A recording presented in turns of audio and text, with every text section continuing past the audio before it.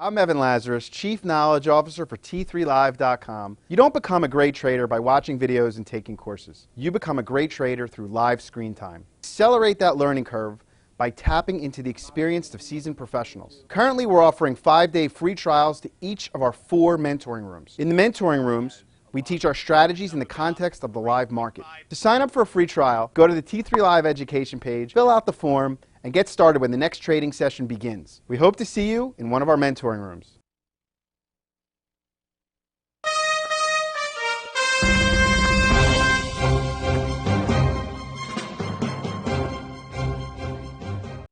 My name is Scott Redler, Chief Strategic Officer of T3Live.com. And I'm Brittany Umar, and together we bring you Morning Call. So we are seeing green arrows around the world after the People's Bank of China made some comments to help Chinese markets recover, and this after what we saw a very wild day yesterday.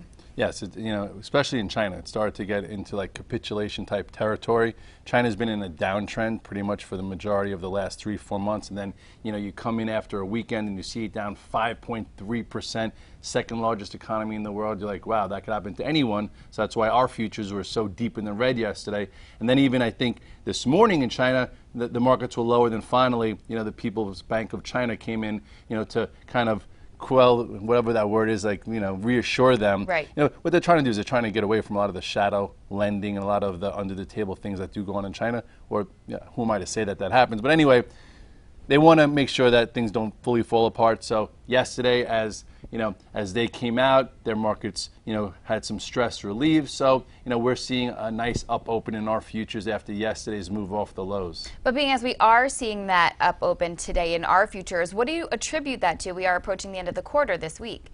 Could be a few things. Yesterday we talked about how the oscillator that we track was like minus 70. So right there, that tells you that it's hard to be short into such a deeply oversold market, especially after 4 down days since last Wednesday's speech by the the FOMC, when Ben Bernanke said we're going to do some tapering and it could happen sooner than everyone thinks. So with that said, we've been trying to figure out, will they do some window dressing, because it's been a pretty good second quarter. Will they want to mark up June? And it looks like with yesterday's pivot low and today's up open, they have the right to do it, or at least the ball's in their court if they want to extend it a little bit. Well, speaking of that pivot low, why don't you show us the levels that we should watch today? Okay, well, if you look at the spiders, you'll see a nice little doji style candle, which sometimes leads to good performance. With that said, here is your low. The low is 155.73. Here's the 100-day and yesterday's high. So we are opening right around 158-ish on the spiders. It keeps bouncing around. But if we get a close above 158.43, you then could see a snapback over the next few sessions to retest this low here, which is about 160.25. And then here are some of the moving averages that are starting to curl lower, which should be pretty big resistance. So I think if they want to bounce back, there could be some money being made. I am long some spiders. I think maybe you sell some at the open, see if they could hold the gap. If they can, maybe readjust, get in a little bit more. But this would be your sell zone, or this will be the area that the bears will try and protect to try and get lower prices if that's the case for the summer. Well, we always talk about looking for relative strength, and which basically means that we look for the first stocks to go green in a sea of red. And yesterday, one of those stocks was Tesla, again, managing to close the day up 2%. Well, at least a stock that has been like a general of the market led yesterday, and it was down like $2-3, and it was down like $1 most of the time while the market was still very deep in the red. And then once the market snapped back, you used relative strength rules, it went positive, and then it had a nice move. And now the question is, can any stocks really find momentum to the upside? Because you've been able to, kind of buy them in the hole, but anytime you add to them, it's been a little stressful. So you look here at the chart of Tesla, and you can see that this one has been following this uptrend, okay, ever since even here after that first outside day. Here was that second outside day, and it still held a 21-day. This was the first time it actually touched it, and it bounced, pretty potently. So with that said, here's your resistance, and if you're just shorting this thing, saying it can't go higher, you better be careful, because a close above this like 105 to 107, and especially if the market continues to find its footing, this could be one of the first few stocks to make new highs of 2013.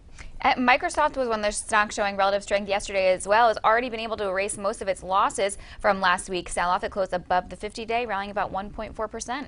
Yeah, this stock changed character so much earlier in the year. Remember, we were talking about, people wanted to get some yield, some liquidity. Microsoft, their whole new, I actually bought a Toshiba laptop that has Windows, and they seem to be making some moves. And the stock's been dead and dormant for a decade, so it started to break out right when Goldman Sachs downgraded it. Anyway, you look at the chart here. Last quarter, you had an igniting move on earnings. You had a move where it followed the 8-day all the way up to finally, it tested the 50-day, a test of support. It went green first, well before the market, and then I think it went up by 2.5% for Microsoft.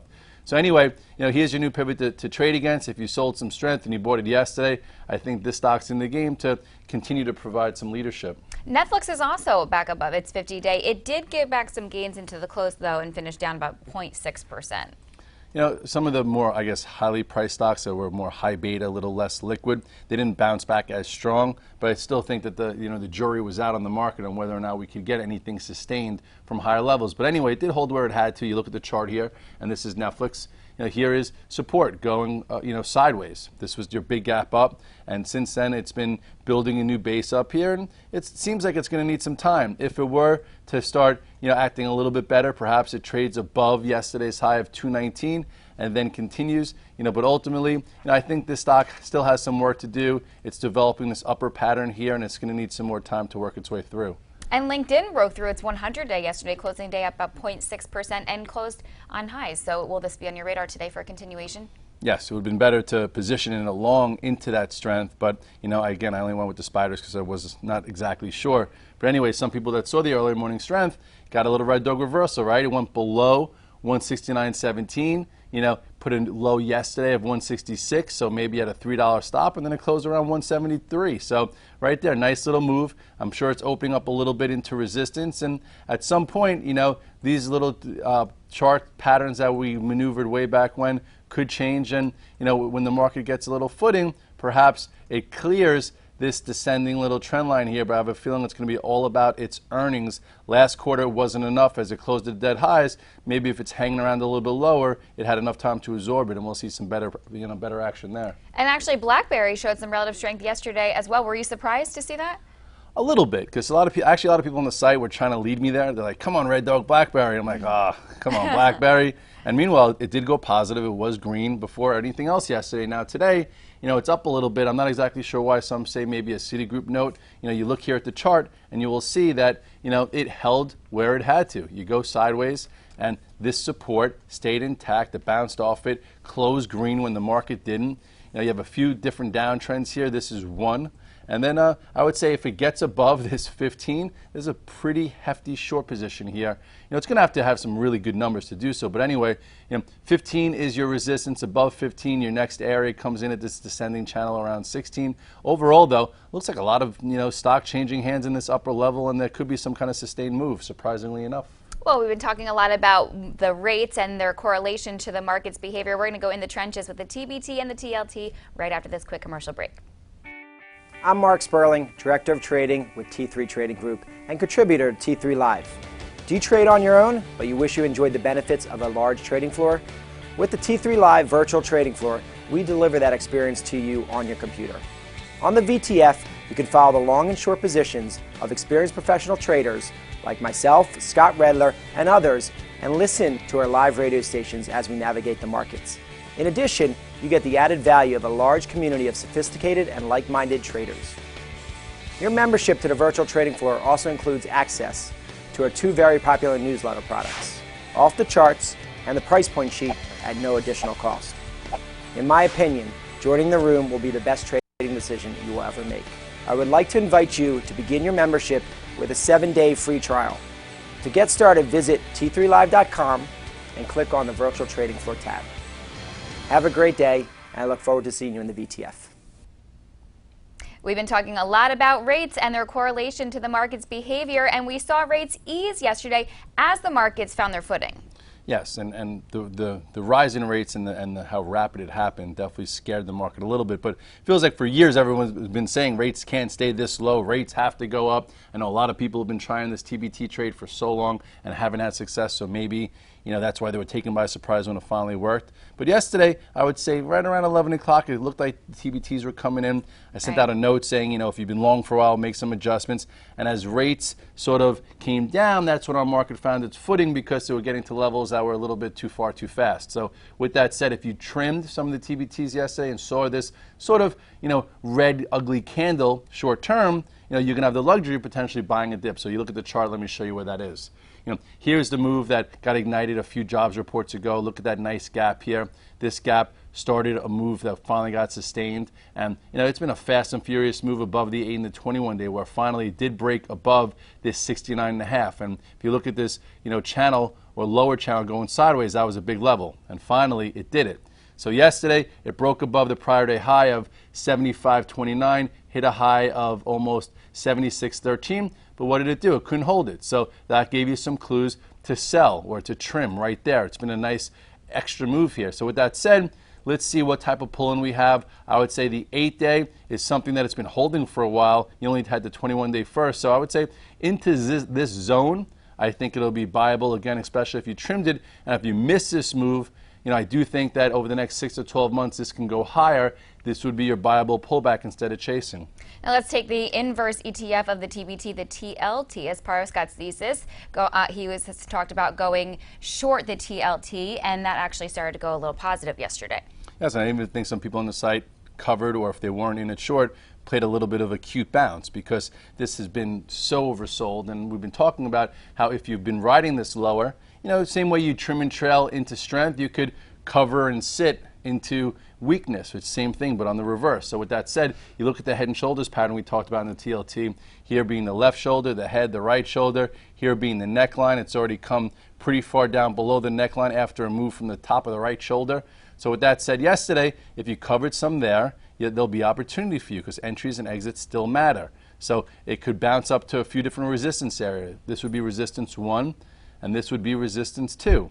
And then I guess something really extreme would be a retest of this neckline, which I don't think happens, but we shall see. So, this will be a spot to watch, and then this I think is realistic. Anywhere around 112, 112.50, that could be a good spot to reshort if you covered into yesterday's red dog reversal, or if you just missed this move and you're looking for a calculated entry and not feeling like you wanted to chase.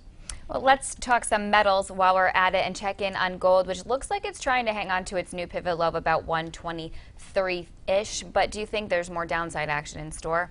I still think it needs time. That move was sharp and furious to the downside after a few sharp and furious moves to the downside.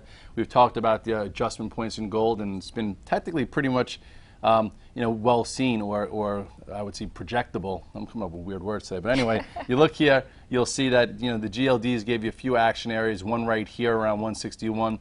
Then when it broke this macro support right there, that was around 149-ish. Then the most recent trade was when it closed right around 130.50 for this move lower. And now if you want to take a micro look at gold, okay, here's your micro look. Sort of same thing that happened last time. Remember last time, gap down, had a few inside days, and then it filled one of the gaps here before turning lower. Well, gold is up a little bit today. If you wanted to use the same type of pattern, I guess you could say, if it were to get above 126.38, perhaps it tries to fill a bit of the gap, but I think this is going to be a choppy, monotonous, frustrating trade. And would you say the same for silver? Because that's below all key moving averages at this point. Yes, and do you think I would want to be in a choppy, monotonous, frustrating trade? Who would? There's enough of them out there. So I would say for this one, if you want to pick that one, good luck. Maybe there's some, good little 15-minute moves in there, but I remember the last time it wasn't easy and it didn't make a lot of sense. So to me, I'm going to just to avoid it. That was a nice short when it closed at that 130.50 now. Let the golds, let the bugs bug out a little bit with it. All right. Sorry, gold bugs. All right, let's do some quick hits and talk Goldman Sachs, which opened right below its 100-day yesterday, couldn't regain it all day. Are you expecting more sellers to step in here? Well, it'll be interesting today. The banks are up with the futures. Banks didn't lead the tape up yesterday, which is something different. So we'll see. If you look at Goldman Sachs here, you go to the chart. Here's your new pivot low. There's your pivot low at 148.71. It's below the 100-day. If it can get back above yesterday's high of about 152.60, you could see some type of retrace move. I wouldn't be expecting blockbuster things out of the banks right now because they are somewhat broken, so maybe they get a move here. But if we gap up today and the banks go red like they did on Friday or some of the other gap ups, it'll give us some clues that there's not going to be much power behind today's upside action. Right. All right. Well, how about YHOO, which slipped almost 4.5% yesterday to send the stock all the way down to its 100-day? What would you say we do at this level? Well, here's a level where it could bounce. Like you had a way to get out of it. YHOO has been following a trend for the majority of the year, starting last year, and this trend basically broke. You look here, at what has taken place and transpired since this gap and go. This was actually a little late trend break. Really, I would say most traders on this engulfing day right here probably got out of it if you were short term. So here it touched 100-day. I think they have their shareholders meeting where the CEO is going to talk about their plan. So maybe you get a reflex bounce back up to 25.20. So if you want a tactical trade, that's somewhat of a spot that it can get up to before it gets into some pretty massive resistance again. And now First Solar has lost the support of all key moving averages. Where would you say next support is? This is tricky because this got upgraded yesterday and it was up early on, and they sold it, and then it looked like it had relative strength, and then when the market bounced later in the day, it fizzled out. So with that said, the stock has definitely lost some of its shine, and here you go. You have this little inside range here, pretty much coming back to where it broke out prior in early April. For this to get any better, it's going to have to break above it. So really the trigger here is above 42.84, and you could see some type of snapback, but it looks like mostly everything else is a lot of resistance overhead now. Here would be resistance 1 around 44.11, and this would be like resistance 2 as high as 46 to 47. And let's check in on eBay as well, which has also been grinding lower. Do you expect sellers to continue to roll in here? This one broke down before the market, but when the market intensified to the downside, it really just hung around. So some mixed signals. But overall, I know there's a lot of eBay fans out there, and anytime you've been able to buy eBay on the 200-day in the past, you've been pretty rewarded. So here's that inflection point. I'd say trade versus 50. But ultimately, it's still a laggard stock. It's still below all the moving averages. I guess, what am I trying to say here? 51.33, maybe you see a little bit of upside. There's nothing compelling according to this pattern to me, except for the history here, which history sometimes changes. So just be a little careful with eBay. All right, and I think I saved the biggest question for last. Good old Apple. What do we do here? Still no signs of life. This one, I didn't trade once yesterday, or even think the day before. And people are like, Red Dog, why aren't you with Apple? I'm like, I'm trying to, get a new trick or a few new tricks and go where the relative strength really is, because during the decline from 700 here all the way down, the move was fast and furious. And although we did find some decent, spots where you had a nice little bounce right here. Remember this one, this was great. You draw this trend line, which it did follow for a significant amount of time. Actually, it comes in all the way into here, something like that. Anyway, I'm doing this quick. Every time it bounced back, it failed, bounced back, it failed. Then finally, we're trying to figure out, is this an inverse head and shoulders pattern for higher prices or not? This was the left shoulder, the head, the right shoulder. But then you also had this inverse, this ascending channel. So really, I was very active in here. And then once we broke this channel, I got a little nimble again. And then this was the day that it failed on the developers conference. And from there, I've had really no interest. Some guys got short around 428.50, and from there, it's just just trickled lower with some force. Yesterday, maybe because it broke below 400, got some people out and back above it. I do not think it's compelling, but there could be a test of the 416 or maybe even this 419 area that if the market wants to bounce, perhaps there's some money in there, and here's your new pivot low. But ultimately, it's really not showing you much here, and it's actually a little disappointing. How about 385? Could we see it get all the way down to that major support? Yeah, especially if the market bounces in the next few days and people don't want to be an Apple and it doesn't bounce back, then that 385 could happen. Or it could also, some of the dynamics where some people think it's been so gross and such an underperformer that nobody wants it on its books. So maybe, get some selling pressure even with the market higher, and then we'll try and figure out if there's any kind of complexion change come the new quarter, because some people might base it just on that performance. So, but ultimately, every time you try and make an excuse for Apple, the price action has been trumping everything else, which has been to the downside with bounces, very short-lived. And this is the reality, and then sometimes reality hurts, so I've been trying to keep people away from it because there's been better action out there. Right. All right. Well, so what will your personal focus be as you head into the trading session? Well, I took a little risk overnight with the doji close. I bought the spiders. I traded them yesterday. There was some nice action buying them in the hole, but anytime you tried to add to it, it was a little frustrating. So today, I think what most traders are going to try and figure out is some people are going to try and come in and sell the open. I think that's a tricky trade today, but also just as tricky since we're up 9-10 handles.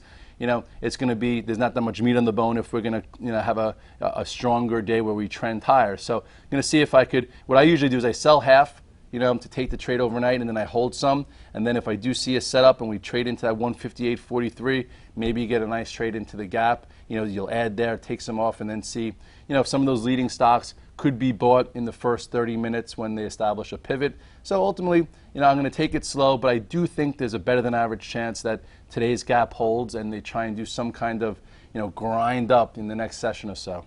All right, we'll see. Thanks so much, Scott. Happy trading, everybody. Have a great day.